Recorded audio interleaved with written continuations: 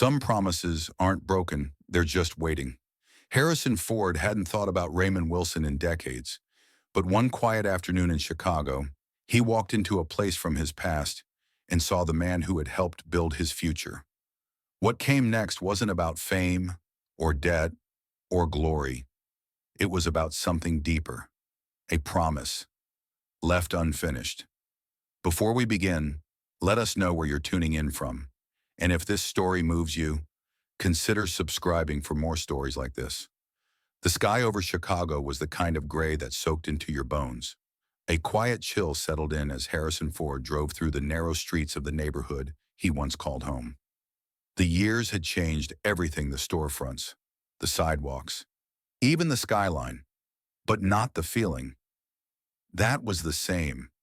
It had been decades since he walked these streets without cameras, without handlers, without the weight of being Harrison Ford, the icon. Today he was just a man in a dark jacket, moving through a city full of memories. The film festival had gone well, the interviews, the applause, the standing ovation, they were familiar by now. But something in him had stirred afterward, something restless and unfinished. So instead of returning to his hotel, Harrison asked his driver for the keys. He wanted to be alone, to wander a little. He didn't know what he was looking for until he saw it. The McDonald's on Clark and West Fullerton hadn't changed much. A fresh coat of paint maybe, a new drive-through sign, but the bones were still the same. He hadn't been inside since he was a young carpenter, grabbing dinner after long shifts building sets that barely paid the bills. On a whim, he pulled into the parking lot. No entourage, no one to tell him it was a bad idea, just a hunger and a sudden need for something simple. He stepped out into the cold and pulled his cap low. Inside, the fluorescent lights hummed softly. A couple of families sat at booths. A pair of teenagers hovered over milkshakes, and the smell of fries clung to the air. He walked up to the counter, already knowing what he wanted. Quarter pounder, no onions, large fries, Coke. His voice was steady, soft. The young cashier didn't look up. "Number 4? That'll be $9.87. He handed over a bill without a word. As he waited, his gaze drifted past the registers toward the kitchen.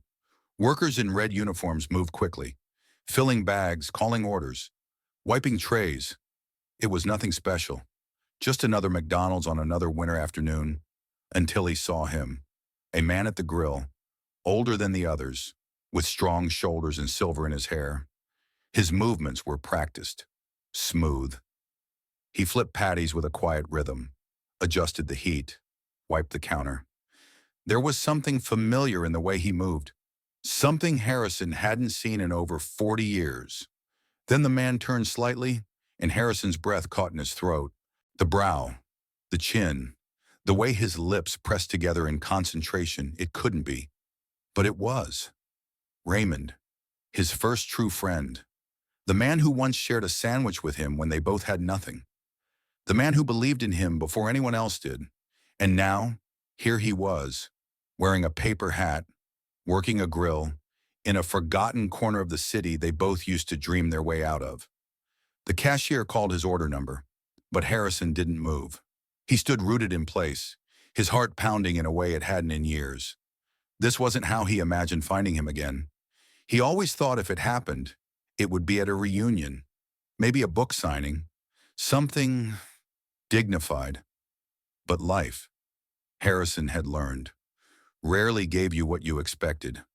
Slowly, almost unwillingly. He stepped aside, taking his food to an empty booth in the corner. He didn't touch the burger. He didn't open the fries. He just sat there, watching the man behind the grill, the man he never forgot, the man he owed more than words could say. And in that quiet moment, surrounded by ketchup packets and plastic chairs, Harrison Ford realized something else. Sometimes the people you think you've lost forever aren't gone.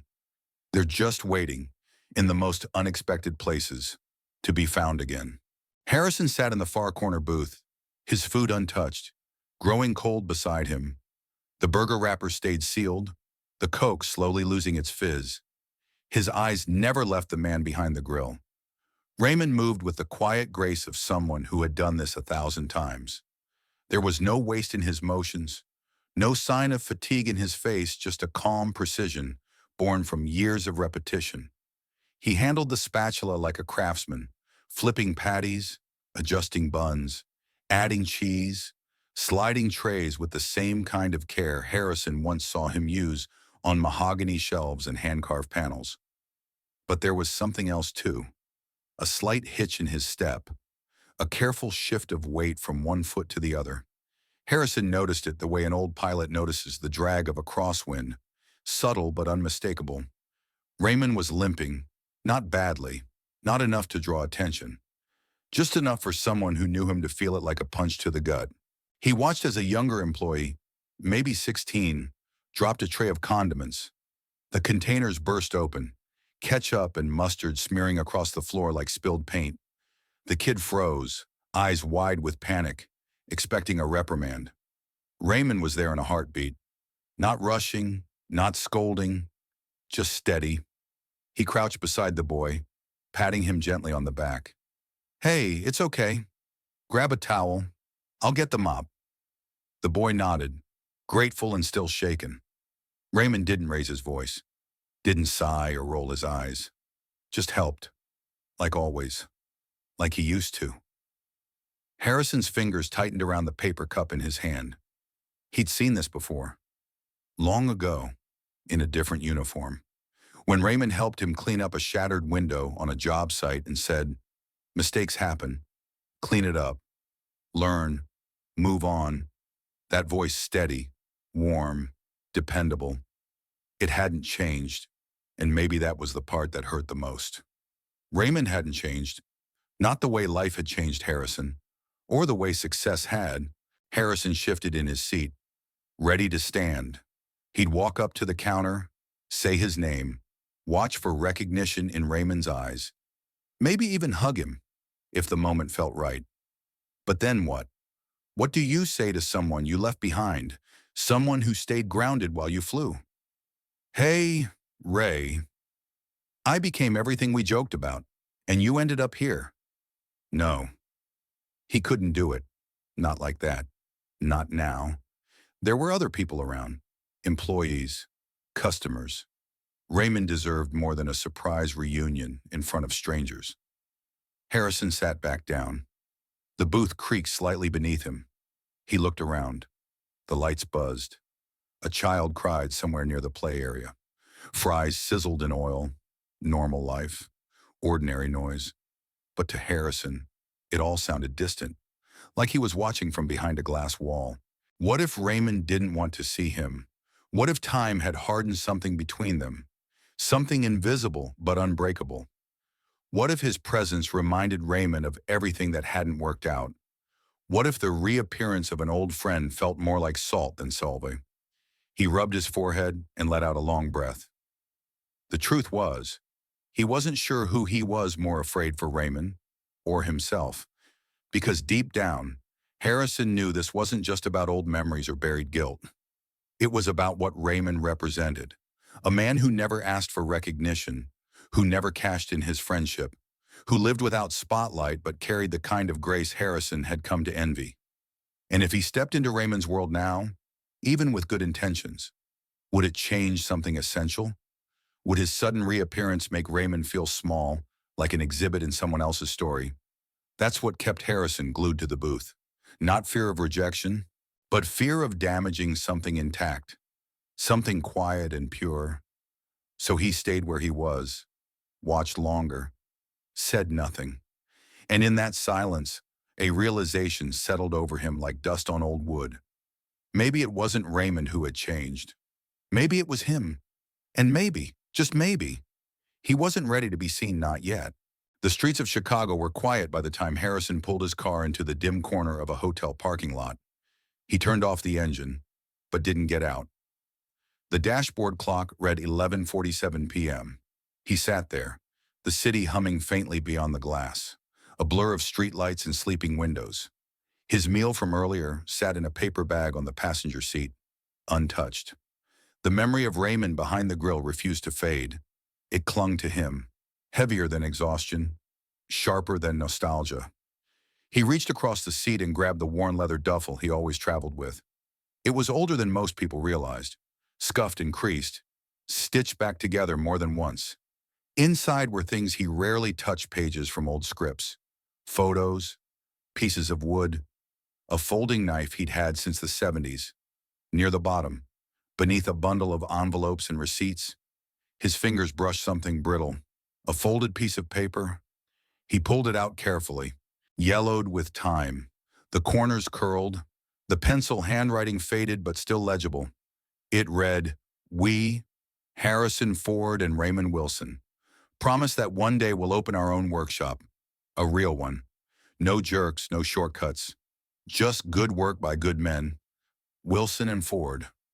Harrison stared at the page, the edges trembling in his hand. He remembered the moment they wrote it. It was late, and they had just finished installing kitchen cabinets in a cramped apartment where the heat didn't work and the client kept complaining. They were exhausted, their hands blistered. But they'd sat on the steps outside that night, eating sandwiches Raymond had packed in wax paper, and made that promise like it meant something holy. He could still hear Raymond's voice in the dark. "One day, we'll do it our way. No more patch jobs. No more building someone else's dream. Just us, tools, wood, and time." They'd laughed, of course. Two guys with nothing but calluses and secondhand tape measures. But they meant it. At least he had. At least. Back then. Harrison leaned back in the seat and closed his eyes. The memories weren't fragments, they were full reels. He saw the dusty basement workshop where they first met. Raymond was already working there, showing new hires how to use the table saw without losing a finger. Harrison was the awkward one, just out of acting school, out of money, and full of silent doubt. He remembered the first time he messed up a cut, measured wrong, took too much off.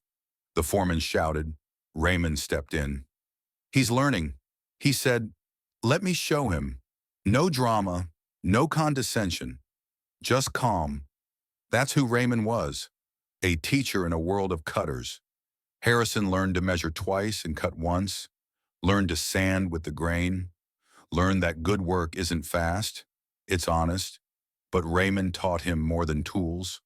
One night, during a slow shift, Harrison had shared a scene he'd written. It wasn't much, a few lines of dialogue between a father and son. He'd scribbled it in his notebook while waiting for glue to dry. Raymond read it and nodded. "You're not just building cabinets," he said. "You're a storyteller. You see the world different, like it's waiting to be shaped." No one had ever said that to him before. Not his teachers, not his family, just Raymond. Simple, direct, certain. That one sentence had stayed with him, maybe more than any award, more than any critic's praise. Harrison looked down at the old paper again, feeling the weight of it. Not because it was fragile, but because it was still true. That promise they made, he had let it sit in a drawer while life pulled him into lights and lenses. But Raymond had kept his half, in spirit if not in form. He had kept building, kept guiding, quietly, without applause, without asking for anything. And maybe that's what made it all so hard to sit with. Because now, Harrison wasn't just looking at an old friend working behind a grill. He was looking at a mirror, a reminder that everything he'd become started with a man who saw something in him before anyone else did. Before Harrison Ford was a name on marquees, he was just a kid with splinters in his hands and a friend who believed he could tell stories. And somewhere between those cabinets and that scribbled scene, Raymond gave him the one thing he never knew he needed: permission. The kind that says, "Go ahead, build it, say it, shape it." Harrison held the paper up to the dim glow of the car's dome light, the words trembling like they had just been written.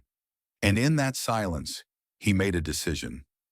The promise wasn't broken, just unfinished. Morning broke in quiet gray light, seeping through the thin hotel curtains like a memory. Harrison Ford sat at the small desk in his suite, a mug of untouched coffee beside him. The old piece of paper from last night now lying flat before him. He'd smoothed its creases until it could lie still again, as if that could somehow undo the decades of dust that had gathered around the promise. He stared at it, then picked up the phone. "Can you find someone for me?" He asked his assistant, who had already learned not to question strange requests from her boss. "Name's Raymond Wilson. Should be living here in Chicago. He works at a McDonald's on Clark and Fullerton. Probably mid to late 70s. A pause. "I need everything." Discreetly. She promised results within the hour. Harrison didn't pace. He didn't move at all. He just sat there, the mug cooling, the weight of something old and unfinished pressing against his chest. By 8:15, the first report came in. Raymond had lived in a modest two-bedroom apartment on the city's west side for the past 7 years. Before that, 3 different addresses, each slightly smaller than the last. He'd been widowed 10 years ago, Sandra Wilson, passed from cancer, no remarriage, 3 children, all grown, 2 still in Illinois. He'd worked as a janitor, a delivery driver, a maintenance tech at an elementary school until the funding got cut. Then McDonald's, no criminal record, no debt, no lawsuits, just a man who kept moving forward, quietly. Harrison scrolled through the information, each line dull and factual, yet echoing like thunder. There was no drama, no scandal, just life, hard life, honest life. Then something else. A scanned image attached to the end of the report. A note, a letter, handwritten but never sent, found in a box of Raymond's old papers during a routine background pull. A draft addressed to Dear Harry. Harrison leaned in. The handwriting was unmistakable sharp loops, blocky Ds, the same writing that had filled grocery lists, tool labels, and reminders taped to lockers back in the old shop. He read the first line slowly. "I saw you on television today. Not for the first time, obviously. But today you said something in an interview about your years as a carpenter, and it made me smile. You never forgot. That means more than you know."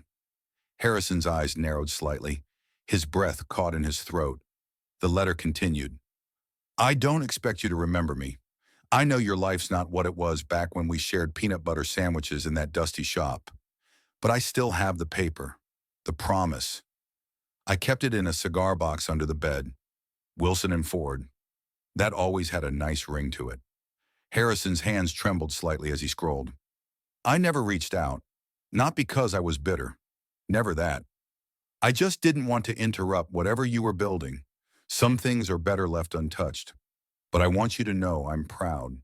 Truly. You became the storyteller I always knew you'd be." The letter ended without a signature. Just a line crossed out at the bottom, as if Raymond had once tried to write your friend, but couldn't finish it. Harrison sat back, the room quiet except for the hum of the city waking outside. It wasn't envy that kept Raymond away. It wasn't resentment. It was respect, a kind of reverence for the distance between their lives, and a refusal to cheapen what they once shared by barging back into it uninvited. That realization landed harder than any confrontation would have. Raymond had never asked for anything. Not praise, not help, not a moment in the spotlight. And now Harrison understood what had been gnawing at him since yesterday. It wasn't guilt, it was gratitude, and it wasn't enough to feel it. Not anymore. It was time to act on it. He looked down at the old folded promise again. Not just a memory now, a mission, a blueprint. Quiet men don't ask to be seen. But that doesn't mean they shouldn't be honored. And Harrison Ford had made a name telling stories worth remembering. It was time to tell the one that made all the others possible. The sun was just beginning to drop behind the buildings when Harrison pulled into the same McDonald's parking lot. This time without hesitation, he parked near the edge, where the shadows stretched long across the pavement, and waited. From his booth the day before, he had memorized the rhythm of the place. Raymond usually clocked out around 6, give or take a few minutes. Harrison watched the door, the same way he used to wait for a scene cue or the sound of a director's voice. This time, the stakes felt higher. At 6:07, Raymond appeared, stepping out into the fading light. He'd changed out of his uniform, just jeans, a work shirt, and that same quiet posture that hadn't aged a day. He moved slower than Harrison remembered, but with the same care in his steps. Harrison got out of the car and called out softly, "Ray." Raymond turned, confused for a moment. Then his expression shifted, not shock, not even surprise, just a long, thoughtful look, as if the reunion had already happened in his mind, and now he was just catching up to it. Harrison walked toward him. "You got a few minutes. There's a coffee shop around the corner. Figured we could sit down." Raymond hesitated, then gave a small nod. "Yeah, sure." They walked side by side. No small talk, just the quiet understanding of men who didn't need to fill silence. The cafe was mostly empty, a few locals nursing warm mugs and quiet conversations. They found a table near the back, away from the windows. Harrison ordered for both of them black coffee, 2 sugars for Raymond. That detail hadn't faded. When the drinks arrived, there was a long pause before either of them spoke. Finally, Raymond broke the silence. "I recognized you yesterday. Right away. Actually." Harrison looked up, caught off guard. "You did?" Raymond nodded. "Even with the cap. That walk of yours hasn't changed. I wasn't sure if I should say anything. Figured maybe you didn't want to be noticed. Or maybe you didn't remember me." Harrison leaned forward. "Of course I remembered you. I never forgot." Raymond smiled, tired but genuine. "Good. I was hoping that was true." Another quiet beat passed between them.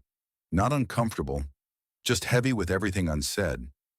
"Why didn't you say something?" Harrison finally asked. Raymond shrugged. "Didn't want to turn a moment into a scene. You were sitting there, watching. You looked like you were trying to figure something out. I didn't want to interrupt that." Harrison stared into his cup. "I wasn't figuring anything out. I was just realizing how much I owed you, how long it's been." Raymond chuckled softly. "It's been a ride, hasn't it?" "Yeah," Harrison said. "It has." They talked then, about the old days, the shop on Milwaukee Avenue, the way Raymond used to whistle while sanding door frames, the time they fixed a woman's porch step in the freezing cold and got paid in apple pie. They laughed at the memory of the boss who always claimed to know better and ended up breaking more than he built. Raymond's eyes softened. "You were always stubborn. You know, always double-checking the plans. I like that about you. You wanted to get it right, even back then." Harrison nodded, the memories washing over him like music he hadn't heard in years. "You're the one who taught me to care, to slow down. I still hear your voice sometimes when I'm building something, even if it's just a story." Raymond looked at him with something close to pride. "You built more than that, Harry. You built something people remember. That's not nothing." Harrison's voice dropped. "Neither is flipping burgers with dignity.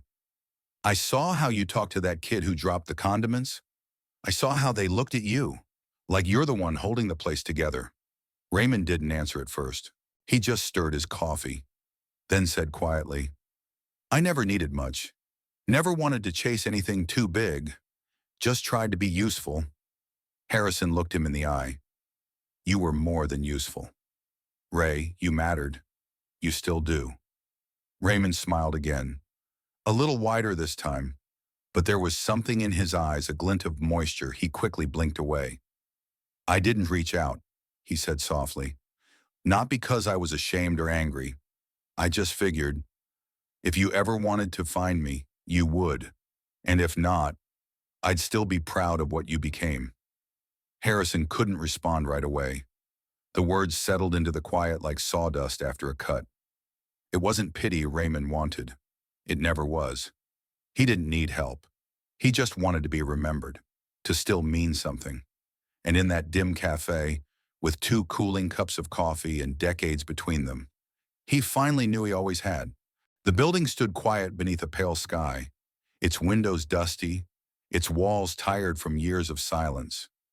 The old wood shop hadn't changed much. Same cracked bricks, Same faded sign barely hanging above the loading bay. A place most people passed without noticing. But Harrison Ford stood still in front of it, hands in his coat pockets, letting the weight of memory settle around him like sawdust in the air. This was where it all began, where he learned the language of wood and sweat, where he and Raymond had worked side by side, carving cabinets and patching drywall, dreaming of someday doing it on their own terms. It smelled of damp timber and rust now, but the bones were good, strong, just like Raymond. He stepped inside. The door creaked open, and the musty air welcomed him like an old friend. He walked through the space slowly, tracing a path through ghosts. There, in the corner, was the bench where Raymond had taught him to plane edges straight, the pegboard where they hung tools with outlines drawn in Sharpie, the patched spot on the floor where someone once dropped a sledgehammer. He stopped in the middle of the room and just listened, not to noise, but to memory, to the quiet promise still living in the walls. Then he pulled out his phone. Calls were made, no announcements, no press, just quiet arrangements. By the end of the week, the deed was signed. Harrison Ford now owned the shop. But this wasn't a tribute. This wasn't about making up for time lost. It was about planting something new, something lasting. He met with designers, architects, people who knew how to turn old bones into something that breathed. He was clear from the start. This wouldn't be a museum or a vanity project. It would be a working place, alive, practical, honest, just like Raymond. He called it Wilson and Ford Makerspace, not a charity, not a monument, a launchpad. For kids who had no one to show them how to hold a hammer. For teenagers who'd never been told they were capable of building something real. There would be carpentry bays and metal benches, 3D printers and basic electronics, but also a library, a kitchen with warm meals, counseling rooms, quiet corners with good lighting and shelves of books. Because Harrison remembered something more important than tools. He remembered Raymond sharing his sandwich when Harrison forgot his lunch. He remembered the way Raymond calmed angry clients, the way he stood between Harrison and a shouting foreman once, just to give him space to learn. This center wouldn't just teach skills, it would teach dignity, patience, self-worth, and it would do so in Raymond's name, though Raymond wouldn't know that yet.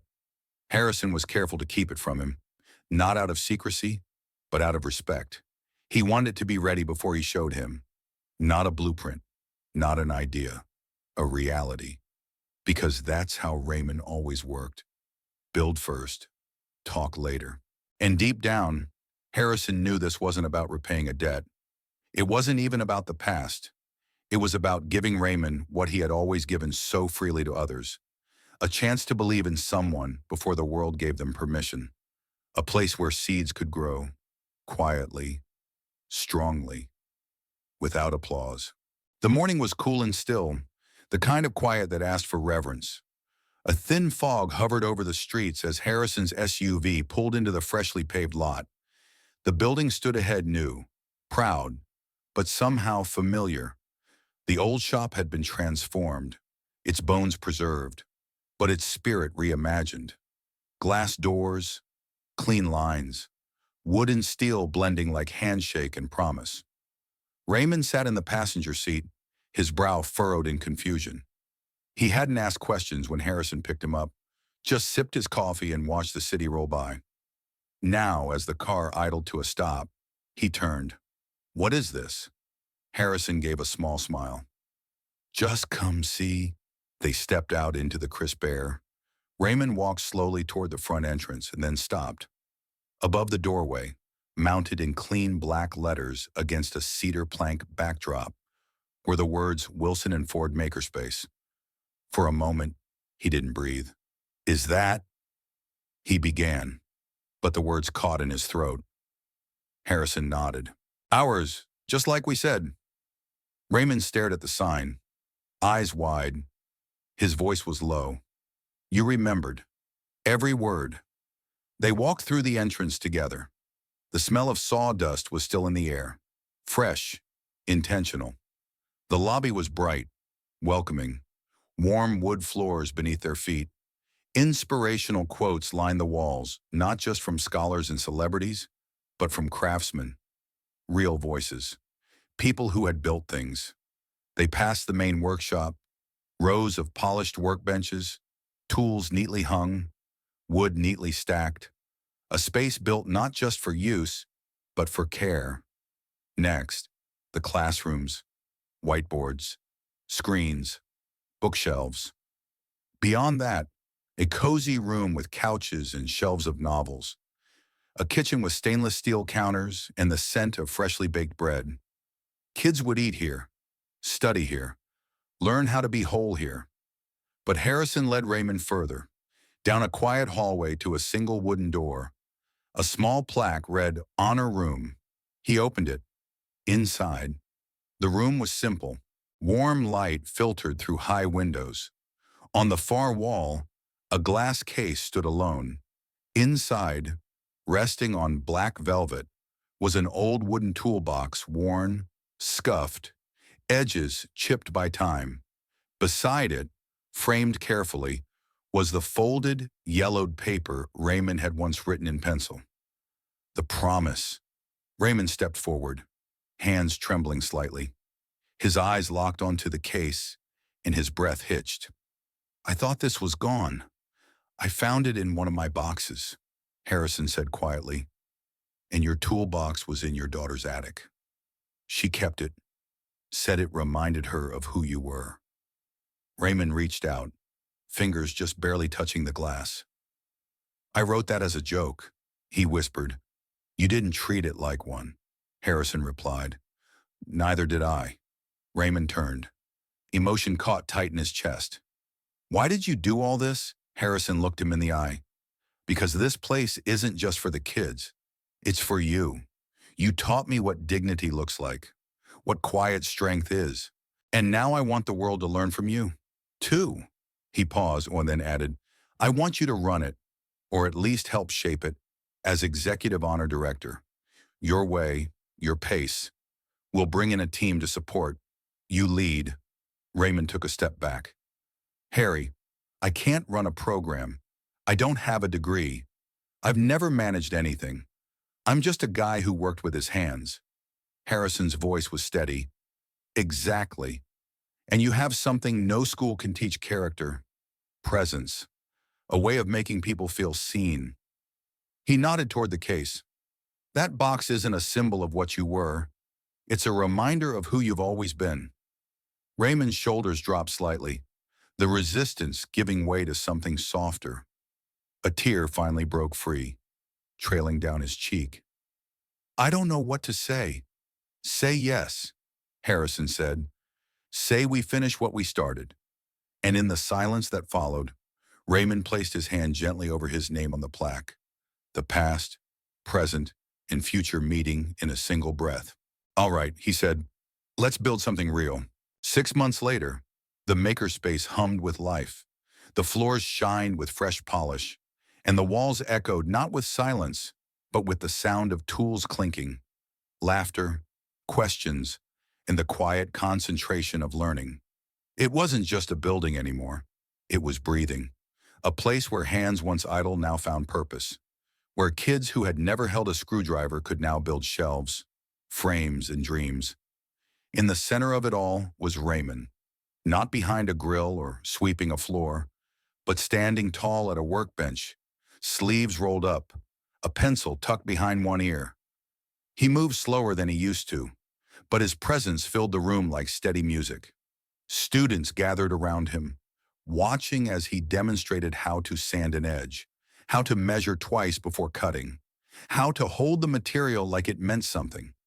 A boy, maybe 13, struggled with his project in the corner, his first chair, crooked legs and all. Raymond walked over, crouched beside him, and pointed gently. "Try lining this edge with the grain. See that it'll feel smoother under your hand." The boy adjusted, measured, tried again. Raymond nodded. "That's better. You've got a good eye. You just need to trust it." The boy smiled, shy and proud, and kept working. An hour later, he finished the chair. Not perfect, But it stood, it held, it was his. As the others gathered to admire the effort, the boy knelt quietly beside it with a small wood-burning pen. He etched something into the back leg, slow and careful.